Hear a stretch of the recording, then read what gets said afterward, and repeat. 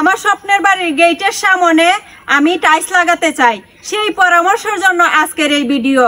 আমি আসলে এই সামনগুলোতে কি ধরনের টাইলস লাগালে ভালো হবে সেই পরামর্শ আপনাদের কাছ থেকে নিতে চাই। কমেন্টে অবশ্যই জানিয়ে যাবেন। আর বিশেষ করে তুমি কিছু কথা হও যাতে আমরা টাইলসটা লাগাইলে কি টাইলস লাগাইলে ভালো হইব আর কি ধরনের মেস্তর দিয়ে লাগাইলে ভালো হইব। তো আসলে মুক্ত অনেক সুন্দর কথা বলছে। তো আসলে দেখেন আপনারা এই যে জায়গাটা বাউন্ডারি তার দিকে বাউন্ডারির সব জায়গায় কিন্তু অলরেডি আস্তর করা শেষ। এই দিকটা এবং এই দিকটা শুধুমাত্র খালি রাখা হয়েছে।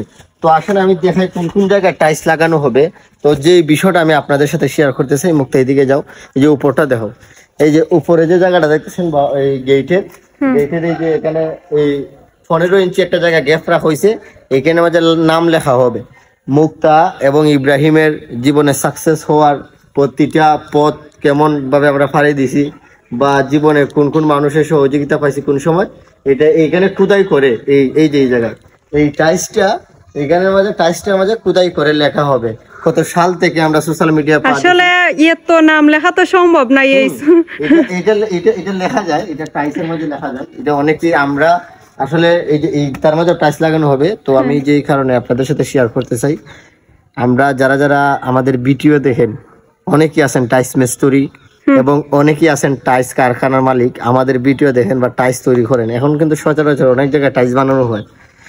তো অবশ্যই সবাই যারা আমাদেরকে সাপোর্ট করেন, ভালোবাসেন এবং টাইলস মিস্ত্রি এবং টাইলস কাজের সাথে যুক্ত আছেন, আপনারা আপনাদের এই মূল্যবান কমেন্টটা করে যাবেন। এবং যদি চান যে মুক্তা ইব্রাহিমের স্বপ্নের বাড়ির কাজটা আপনি নিজের হাত দিয়ে করতেছেন, টাইলসটা লাগাতে চান, তো অবশ্যই কমেন্টে আপনার নাম্বারটা দিয়ে দিবেন, আপনার সাথে যেন আমরা যোগাযোগ করতে পারি। আর আমি আর একটা কথা বলে রাখি আপনাদেরকে, এই আগামী কিছুদিনের ভিতরে কিন্তু আমরা এই যে রঙের কাজও ধরবো, আমাদের রং মিস্ত্রিও দরকার। এখন অনেকে আছেন যে ভাই আমি রং কাম পারি, অনেকে আমার নখ দিতেছেন, তো দক্ষ রং মিস্ত্রিও দরকার রঙের জন্য। আসলে রংটা তো একবারে শেষের দিকে লাগানি লাগবো, কারণ এখন তো ঘর তোলা লাগবো আগে, তারপরে সবাই জানতে চাইতেছে আমরা ঘর কোন সময় তুলবো। শুধু খালি বাউন্ডারির ভিডিও দিতাছি। আসলে গড়টা আমরা 15-16 দিনের ভিতরেই ধরবো, কারণ এতদিন বৃষ্টি বাদলের জন্য আমরা গড়টা ধরতে পারি না। কারণ এগুলা তো পানি হইলে জীবনও করা যাইতো না।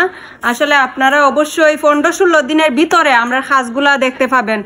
আর সবাই আরেকটা কমেন্ট করতেছে যে আমরা শুধু বাড়ির ভিডিও হেলে গিয়ে আর কেউ কি তা বাড়ি বানাইছে নানি।